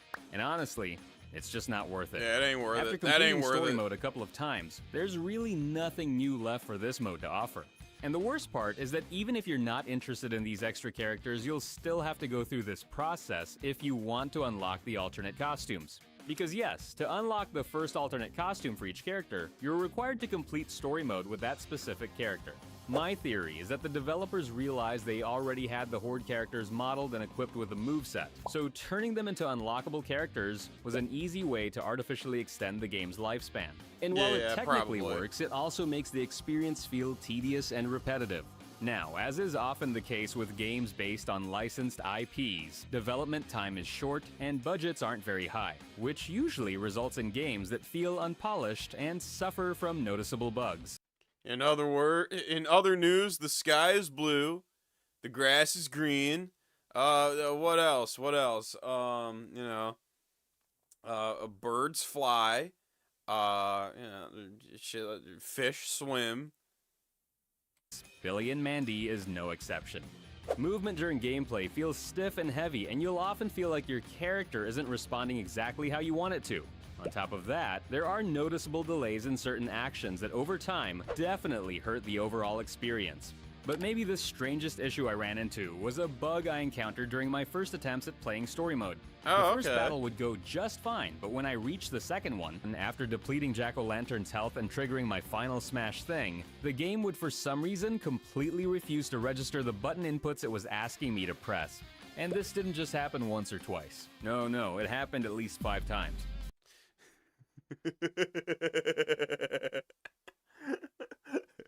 Okay. Hear me out, chat. DSP plays this game.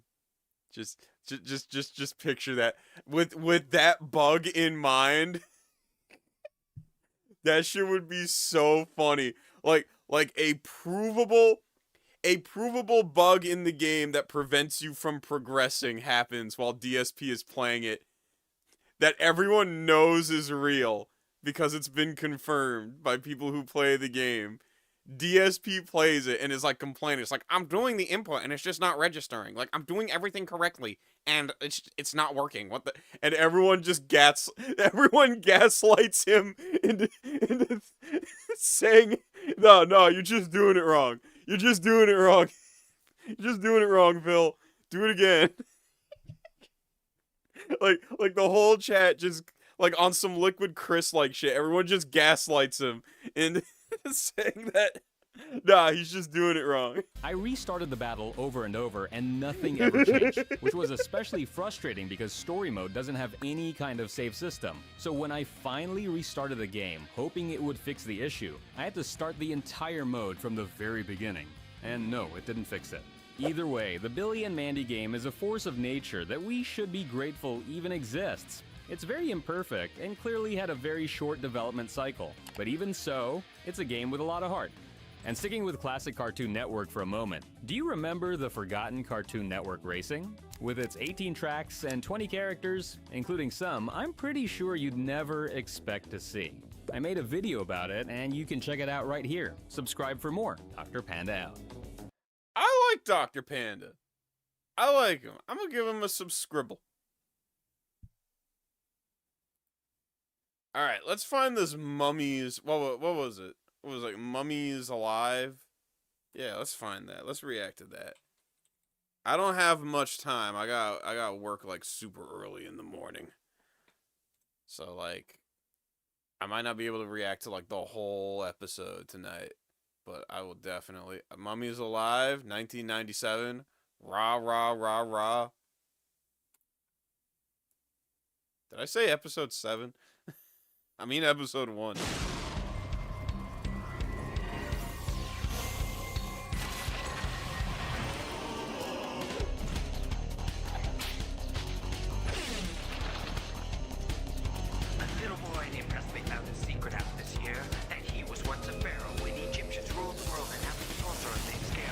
Is this just the plot of Yu-Gi-Oh! Only instead of card games, they just throw hands?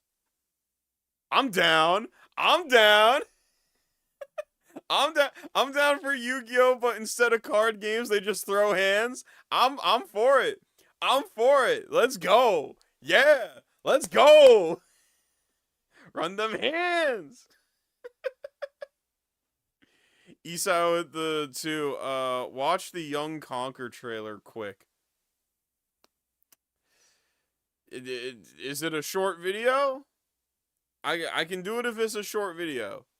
Alright. Because we were just about to experience something that looked cool. Okay, I'm already breaking the flow here. Know what I'm saying?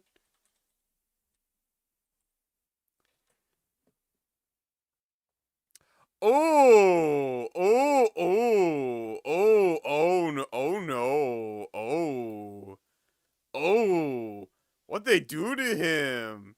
What they do to Conquer? Conquer's a much beloved property that has a huge following. We worked with Rare and came up with the idea of using Young Conquer. So the first time Conquer walks across a couch and he starts bouncing. Wait a minute, how do you know that's a couch? Young Conquer is basically a platformer which happens in your room. You could be in a big room or a small room or a crowded room or a completely empty space. The game has to adapt. Every single animation is related to the context. For example, if Conquer is close to an edge, he will play a vertigo animation. Seeing these holographic elements and characters added to your world on things that are familiar to you, like your couch, your table. Okay, but what the fuck does this got to do with Conquer?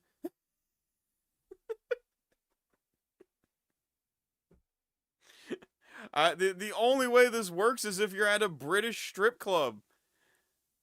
Know what I'm saying? The only way this works in the context of Conquer is if you had a British bar or strip club. That is going to be the thing that blows many people away. Oh, when there's not a lot of floor space, Conquer runs on the wall more. It's just that ability to adapt, and suddenly you're realizing, oh, I'm making, tactical choices based on the shape of this room. And if I move that table, really or I just look at it from a different direction, those tactics change. Oh, heck. I think the idea that this isn't sort of a walled-off or standalone device, this is a Windows 10 device. So any advantages that a developer gets on the Windows 10 platform also exist on HoloLens. Making a HoloLens application, it's a really fantastic opportunity. You have all of these awesome APIs and all of this great information that HoloLens gives you. Spatial mapping is a novel feature of HoloLens. The HoloLens application essentially feels around that world and identifies the objects in that world through pattern matching. The challenge is, what do you do with this variety of world that you're scanning? No, the real challenge is finding someone who gives a shit. That's the real challenge. I take it a whole, like, 5 people bought this, if anyone. I'm bored. Yeah, me too. Just hearing them talk about it, I'm bored. We'll do with this technology what they will build. That's where all the real surprises are going to come from. That got jack nor shit to do with Conquer. Alright, let's watch Mummy's box. Let's watch Mummy's box again.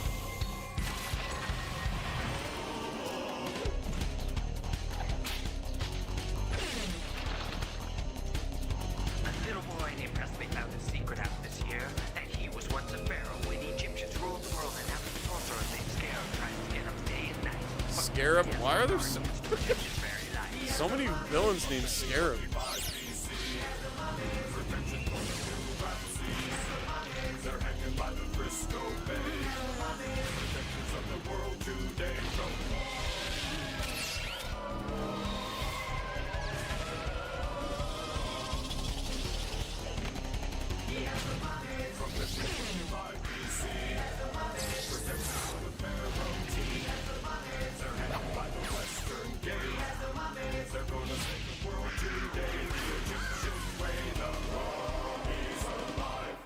Okay, so it's Yu-Gi-Oh! Power Rangers. It's Yu-Gi-Oh! Power Rangers. I'm down. I'm down. Let's go. Let's go.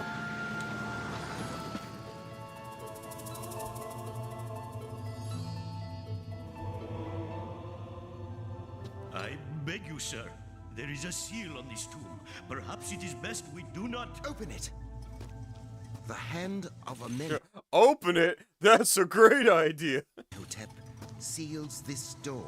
More like Yu-Gi-Oh! Thundercats? Woe to him who breaks the seal, for he shall...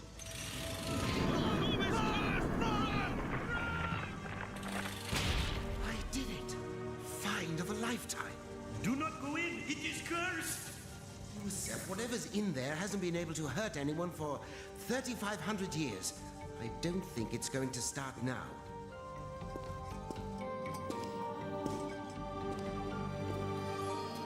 It's empty.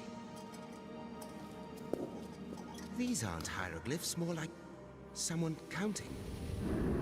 Yusef? Yusef?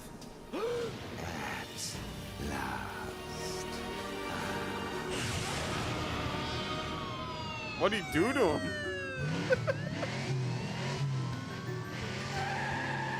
Cool. I'm gonna have a car just like that someday. Race you down the hill, Walter. It's too steep, Presley. Excuse me. Toast yourself, not me.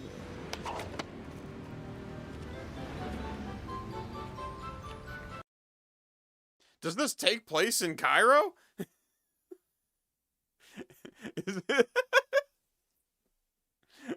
I'm down. I'm down. That sounds fun. Let's see here. I just gotta quick get your channel name. Red Panda with the 2. I've always wondered, what if these shows got big? I know, right? Like, what if we got like multiple seasons? What if we got more than 42 episodes is a good run. That's a pretty good run, all things considered. But like, what if it got big?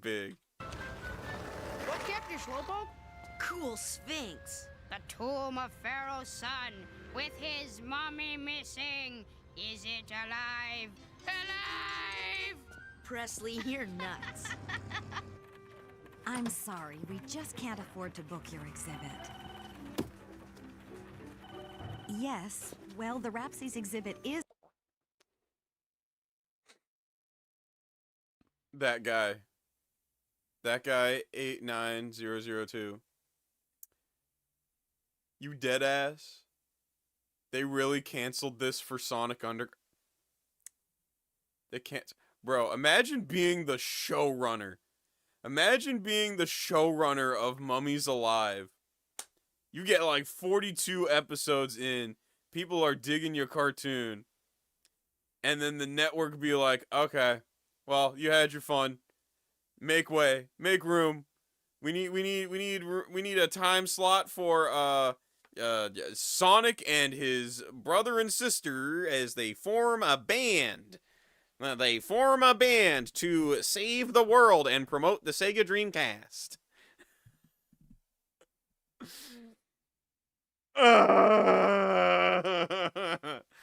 Well, at least we got Tamers out of it.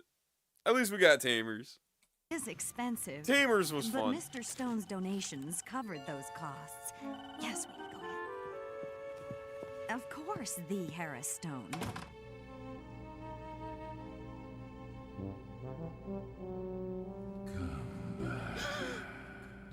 Jack, alright. Hell yeah. Is that you, Walter?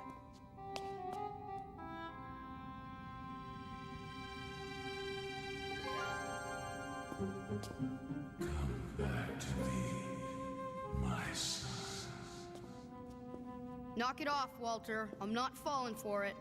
Ramses.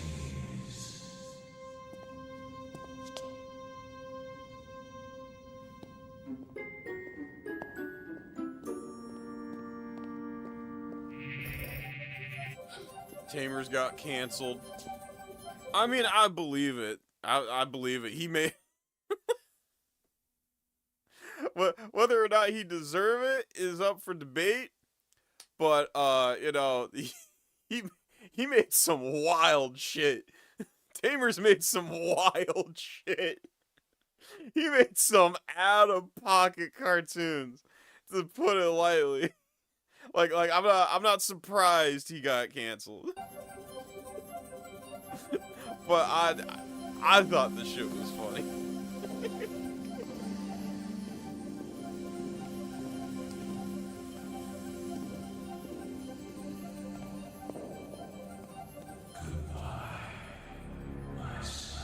Stop doing that! What do you mean goodbye? We ain't even meet yet. Okay, I'm out of here. Whoa.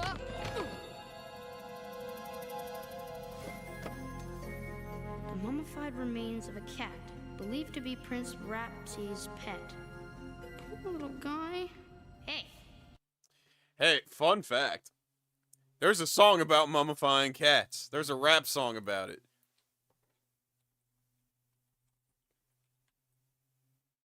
Homemade Mummy. This song kicks ass.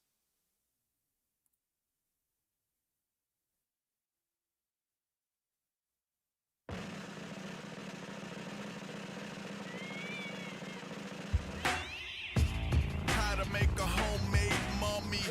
Get a corpse, get gauze, get comfy. Shampoo and disinfect dead fluffy for the hallowed excavation of his ex-marked tummy. Stem stern, the butter cutter felines well. Tongues, butterfly, unzipped feline shell. We'll be escorting vital organs with exception of the precious kitten's heart into the privacy of separate pickle jars. A mayonnaise or jelly pick a card. Shit, pick apart and scissor. Stomach, lung, intestine, or liver. In a world of sanitizers and preservatives forever. Brain exterminated through the whiskers. Ditched, I blank, NY alone. We usher in the salts that call the husk home. Might embalm and sniffing and rid the vulnerable as liquids. Slather it in beeswax, wrap it up in ribbons. I saw Metal like Slugs limb by limb, by tail, by ear, by chin. Within the hereafter, I hereby win. I hope you vow to meow another day and never decompose. By the way, before we seal these molds, the short version goes. Take the brain out, leave the heart in. Take the brain out, leave the heart in. Paper playgrounds. Take the brain out. Great song. I'm gonna have to play it next stream. How much time do I got? Oh, I got like 5 minutes left. All right, we'll have to continue this tomorrow's stream. We'll have to get into this tomorrow's stream. This might be the main topic of tomorrow's stream. It looks interesting. It looks interesting. I'm down. But yeah, I gotta head out. I got work in the morning, so I'm gonna read Ted comments super real quick and riff off that, and then I'm gonna have to head out because I have to be a responsible grown up and go to work. Bwomp bwomp. Ted comment with the 5. Can you check out the info? Or can you check out the? No, it says into. Can you check out Brave Star? It's about an Indian cowboy sheriff in space with his robot shotgun wielding horse.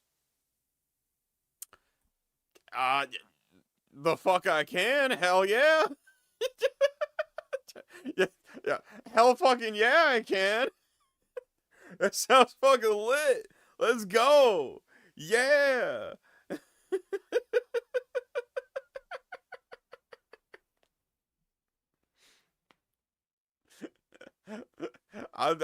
Yeah, that's it's in my folder. It's in my recommendations folder. Let's go. No, you don't just do YouTube full time. Yeah, bruh, I wish. You know, I make a little money. I make decent money on YouTube, but it's with prices these days. With prices these days, chat. No way. Socioeconomic commentary with prices these days. Oh my goodness, with the price of eggs. No way, brother. Can't afford that. All right, we got outrageous.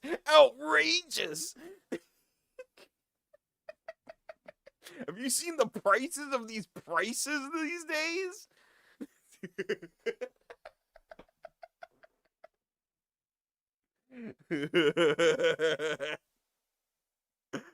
Oh man. But yeah, we'll stream Mummies Alive. We'll stream a whole episode or two of Mummies Alive tomorrow for sure. For sure, I'm down. Alright, so I gotta head out. Alright. Y'all stay goated. Y'all have a good one. Oh, if you are interested, you know, no pressure. But in my latest community post, in the pinned comment, I do got a crowd-made store now. If you want Club Doom shirts and hats and stickers, them John's available. Enjoy. Again, you know, if you want it, it's there. You know, people been asking me for Club Doom shirts for a minute. Alright, so it's available now. Alright. Shirts, hats, stickers, so far. Probably will add more stuff. But yeah, y'all have a good one. Alright, peace. And as always, sweet nectar.